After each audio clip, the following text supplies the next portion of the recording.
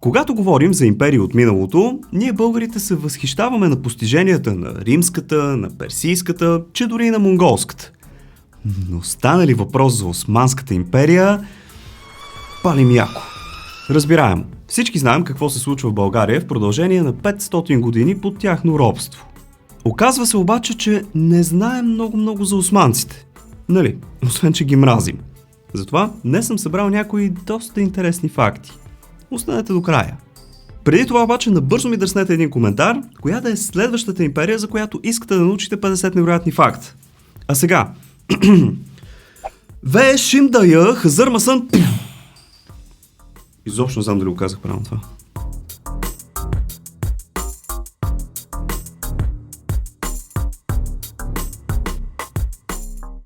Османската империя е обявена за такава през далечната 1299 година. Тя е просъществувала 623 години и Лозанския договор в края на Първата световна война слага нейния край. Някои историци, между другото, я считат за последната велика империя на Земята. Тя се разпада на много различни държави, като за основен неин наследник се счита Турция, които, между другото, продължават до днес да използват нейното знаме. Понякога на български я наричаме още Отоманска империя, идващо от Запада, Ottoman Empire, което обаче не е съвсем правилно. За основател на Османската империя се счита Осман I, на когото е и кръстена. Арабското име на Осман обаче било Утман. Оттам Запада започва да я нарича Утманска империя и в последствие се видоизменя до Отоманска. Има и една друга версия за произхода на името Отоманска, която е доста по-забавна. Според някои историци, западноевропейците страшно много са кефили на малките столчета, които турците слагат под краката си, когато сядат на дивана. Те на турски се наричат отомани и оттам идва Отоманска империя. Осман I, основателят, е успял да обедини много независими региони в Мала Азия и заедно да превземат нови територии. Той бил толкова успешен във военните си операции и в администрирането на новите територии, че се провъзгласил за владетел, или както е по-тяхному, султан. В този период на подем обаче, основен проблем с османците се оказва друга империя – Византия, или позната още като Източна Римска империя. Докато тя съществувала, османската никога нямало да бъде фактор. Ние си мислим, че завладяването на България по онова време е било основна цел на Османската империя. Но не е точно така. Те са искали главно да унищожат Византия, да стъпят в Европа, да контролират главните търговски пътища и покрай това да налагат исляма. Ние просто сме станали лесна плячка, бидейки разделени. Знаете обаче историята. Османците първо предоставят платени войски на Византия и на нас българите, защото първо сме имали проблеми помежду си и второ, други проблеми наоколо. Някои историци смятат, че именно така османците са научили за нашите крепости, военни тактики и други тайни, които имаме и сме станали по-лесна плячка, заедно с Византия. Знаехте ли обаче, че първият по-сериозен сблъсък с османците в Европа става през 1344 година, когато Момчил войвода ги разбива в Беломорска Тракия. Между другото, тогава те идват като съюзници на Византия. Малко се знае за Момчил войвода, но дори и турските източници го описват като огромен мъж, колкото цяло тяхно минаре. И той успял да задържи крехката ситуация на Балканите, въпреки времената на разделение. Ако искате постоянно да научавате такива интересни факти, то абонирайте се за канала. Напълно безплатно е и цъкнете една камбанка, за да получавате известия, когато кача нещо ново. Благодаря ви! Точно тази крехка ситуация е довела до окончателното падане на България под османско владичество през 1396 и стъпването на империята на Стария континент. Западна Европа тогава не обръща много внимание на този факт, но османците пристъпват към следващата им главна задача – унищожението на Византия. Това става през 1453 година, когато след двумесечна обсада на Константинопол, Мехмед II най-накрая успява да превземе византийската столица и за това си начинание получава прякора завоевателя. Тогава вече Европа се стреснала, защото един от символите на християнството паднал. Казано модерно, Рим 2.0 преминал към друга вяра. Църквите в Константинопол били преправени на джамии, християнските символи унищожени и като цяло нараснал страх дали това няма да се случи и на Запад. Най-далечната точка, до която Османската империя стига на Запад, е Виена, където обаче Хабсбургите дават отпор и ги отблъскват на 2 пъти. Страхът и притесненията на Запада още повече нараснали, докато на власт бил Сюлейман Великолепни. Тогава империята достига своя пик. Тогава тя става една от малкото империи в историята на човечеството, които са властвали на цели 3 континента – Северна Африка, Югозападна Азия и Югоизточна Европа. Територията й достигнала до 5,2 милиона квадратни километра и население от 36 милиона души, което за онова време е Те наложили абсолютен контрол над повечето търговски пътища и така в империята настъпил същински стопански растеж. Ако и вие си падате по търговията, особено онлайн, може да пазарувате с моите промокодове за OzonBG и Ardez. Изписвам ги тук и тук. Или пък да си вземете някои от книгите. Линкчета оставям долу в описанието. Благодаря ви. Изведнъж християнският Запад е трябвало да се оправя с мюсюлманският Изток, тъй като османците били мост между 3 континента, а спирането на търговията би означавало колапс за всички. Последвали естествено доста пререкания по море и суша с португалци, италианци и кой ли още не, но всички те усетили военното преимущество на османците. Те имали страшно много военни тактики, като една интересна такава е да пускат войски на първа линия, облечени с рогове, кожи, изглеждащи като абсолютни диваци, да тръгнат напред и да крещат като изоглавени, само и само за да стресират противника. След това обаче естествено настъпвала и истинската армия, въоръжена с леки ятагани и бронировка, които им давали доста добра гъвкавост. Флотът на османците също бил доста организиран и силен. Османската империя, между другото, държи един доста интересен рекорд, който почти никоя държава или империя от миналото не е успяла да подобри. По време на съществуването си, те взели участие в 192 войни, спечелват 155 от тях, 26 губят, а останалите 11 просто са прекратени без победител. В допълнение към предишния факт, искам да ви съобщя още един. В пика си империята е имала тотален и авторитарен контрол над 45 други държави в Европа, Азия и Африка и България е била само една от тях. Ние обаче не сме третирани особено добре заради чуждата религия. Макар и османците да са имали правило да не налагат религията си, това се е случвало доста често чрез репресии. Историята познава някои доста брутални епизоди, пък и всеки, който искал да бъде на власт или да е нещо повече от обикновен роб, трябвало да изповядва исляма. Има обаче нещо друго, над което рядко се замисляме. По същото време, Испанската империя е трепала всичко живо, що не е християнин. Цели народи в Южна Америка са заличени по тази причина. Османците, колкото и странно сега да ви прозвучи, са искали да се разграничат от това и да покажат на Запада, че въпреки империя са по-хуманни. Не знам обаче доколко това им се е получило на Балканите. Някои историци казват, че населението на България нараснало почти двойно през тези 5 века на робство. И наистина данните показват това. При падането ни по турско робство сме били около 1 200 000, а след освобождението преброяването сочи, че сме достигнали 2,4 милиона. Никой обаче не се пита въпроса, ако не бяхме под османско владичество, колко всъщност щяхме да бъдем? Робство или владичество? Това постоянно скарва хората и историците. Аз искам да вмъкна само един факт. От създаването до 1908 година, т.е. до почти края на империята, там е било напълно нормално да купуваш, продаваш и притежаваш хора. Тоест, те си имали роби.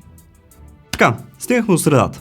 Давайте по един палец нагоре, ако всичко тук ви е интересно, или цъкнете бутона текст за едно дигитално рамо. Хайде обаче да продължаваме с още по-интересните факти. Като цяло темата робство, владичество, турци, османци е страшно дълга. Знаете, кръвни данъци, еничари, репресии, убийства, какво ли още не, учили сме история. Няма как ние българите да не я приемаме за зла империя. В този епизод ще се опитам безпристрастно да ви покажа Османската империя, защото постиженията ѝ не са маловажни, въпреки че са причинили доста страдания на народа ни. По-полезно е, като се замислим, да познаваме историята, отколкото просто да се ядосваме и да я мразим. Да ви кажа нещо за еничарите. Това са, отнетите от християните деца, които са принуждавани да приемат исляма. Те са били най-елитната войска на султана. По цял ден направили нищо друго, освен да се бият и да тренират. Нямали семейства, не могли да търгуват, не са притежавали никакви права, единствено правили каквото султана каже. Така обаче до 1826, когато 135 000 еничари, смятайте какво чудо е било, се вдигат на бунт срещу Махмуд II, но биват смазани. Смята се, че бунтът може дори да е бил изкуствено създаден с такава цел, защото просто ставали прекалено силни. След пленяването на столицата на Византия, Константинопол, от Османската империя, страшно много учени, хора на изкуството и като цяло по-надарените избягали в Италия. Именно с тях е дошло началото и на европейския ренесанс. Една от мистериите на Османската империя е защо не са тръгнали да колонизират останалия свят. По същото време англичани, португалци и испанци са настъпвали към Америките, но османците не. Въпреки че са имали корабите и хората да го направят. Защо? Колкото и да търсих анализи и отговор на този въпрос, не успях да открия. Така че ако някой от вас знае, нека да пише един коментар. Мястото, на което са се обсъждали закони и важни държавни работи, се е наричало диван. Наистина, няма шега, диванът е бил висшия законодателен орган. Там са се събирали върховният управляващ в лицето на султана и везирите, които са нещо като министри. На запад въпросният диван обаче е познат повече като Високата порта. Това наименование се дължало на факта, че когато империята очаквала важни чуждестранни гости, султанът организирал пищни тържества още на портата на града. Смята се, че така султанът е искал да покаже, че империята служи като порта между три континента и съвсем леко да намекне за важността на неговата държава на световната карта. По времето на Сюлейман Великолепни, османците били в тесни отношения с французите. Много си допадали, особено така в обединението си срещу Хабсбургите. Общо взето, Франция може да се счита за съюзник и е подкрепила Османската империя. Западните лидери често гостували на султана в Топкапа Сарая по негова покана. Така той се опитвал да покаже, че новата мюсюлманска култура изобщо не била толкова плашеща, колкото Запада смятал. В двореца Топкапа, между другото, е живяла цялата главна администрация на империята от 1465 до 1853 година, т.е. почти 400 години. В превод, Топкапа означава уредейна порта, заради уредията на портата. Като територия, този дворец е 2 пъти по-голям от Ватикана. Самата дума султан е арабска и се превежда като мощност или авторитет. Титълата се наследява от най-възрастния син на султана, както е при кралете. В ранната империя е имало традиция новият султан да изпрати всичките си братя в затвора, за да не заговорничат. През по-голямата част от съществуването на империята, султанът е живял с жените си в своя сарай в Истанбул. Някои султани толкова много се страхували за живота си, че посред нощ сменяли стаите, в които спят, въпреки многобройната охрана. Султанът имал един много специален служител – чешни джибаше. Неговата длъжност била да опитва всяко едно ястие или пък напитка, поднесена на султана, за да може да се увери, че в нея няма отрова. Изчаквало се 10 минути, за да се види дали чешни джибашето няма да има някакви симптоми на отравяне, и тогава чак султанът започвал да се храни. Среброто било бижуто на народа, докато единствено елита и високопоставените лица могли да си позволят злато. Всички знаем, че братята Райт са първите хора успели да постигнат контролиран полет и се смятат за бащи на авиацията. Те обаче са постигнали това с двигател. Историята обаче разказва за мъж на име Хазарфен Ахмед Челиби, който скочил от висока кула с устройства подобни на криле и прелетял 3,5 км, след което успешно се приземил още през 1632. Той се счита за първия човек, успял да постигне контролиран полет единствено със силата на вятъра.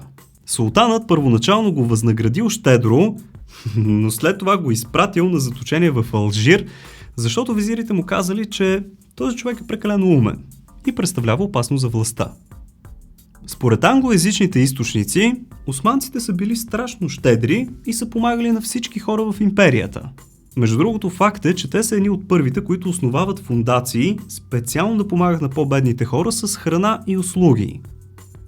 Във фактите за Турция, които между другото може да изгледате като натиснете ето тук горе, вече ви разказах, че един от популярните спортове там е борба. Но с уловката, че участниците се поливат целите с захтини или олио преди да излязат на тепиха.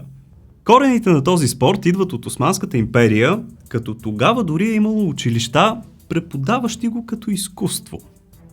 Всички си мислим, че кафето идва от Етиопия и там региона, което между другото си е така. Но османците са тези, които го разпространяват в Европа и оттам в целия свят. Кафето играе супер важна роля в културата на османците. Дори турската дума за закуска буквално се превежда като сутрин преди кафето. Преди малко ви разказах за специалния служител, който проверява храните и напитките за отрови. Но тъй като кафето се приготвило само за един човек и не му било позволено да отпива от чашата на владетеля, султанът се налагало сам да проверява кафето си за отрова, чрез наливане на вода в него. Ако се получат много балончета, то означава, че нещо не е наред. Смята се между другото, че оттам идва традицията турското кафе да се сервира и с чаша вода. Доста видове изкуства, като и тук ще чета, калиграфията, керамиката, музиката, поезията, гранчарството и особено такането, напълно процъфтявали в Османската империя. Те са били и основен източник на доход на голяма част от населението тогава. Като абсолютен символ на текстилните изделия за османците се считал килимът. Още от стари османски времена, килимите са били основната декорация за всеки дом и по тях са се притегляли възможностите на всяко семейство. Османците са имали много интересен вид забавление, който напомня за днешното ходене на театър. Наричали го игри на сенките и представлява древна форма на постановка, в която участниците изработвали специални кукли от животинска кожа. Разказвачът пренасял публиката в своя свят и история чрез свещ и завеса. През цялото време той държал куклите пред свещта и всъщност постановката се играела от сенките на завесата. Така реално той анимирал действието. Крахът на империята започва лека по лека още от 17 век, след множество войни и спирането на териториалния растеж. Отделно, мисленето им не се модернизирало, пък и за капак на всичко дошла и Първата световна война, която вече окончателно сложила край на Османската империя. Ако видеото ви е било интересно, знаете процедурата. Дайте по един палец нагоре, пък ако искате да ударите едно рамо, използвайте бутона Thanks под него. Абонирайте се супер бързо, лесно и безплатно за канала от кръгчето с моята снимка ето тук горе. Пък ако вкарате една камбанка, тя ще ви известява, когато кача нещо ново. Имате още свободно време, което искате да изпълните съзнание и факти ли? Няма проблем. Цъкайте бързо на някой от ето тези двете видеа тук. Благодаря ви, че за пореден път бяхте с мен. Чао! И до нови срещи!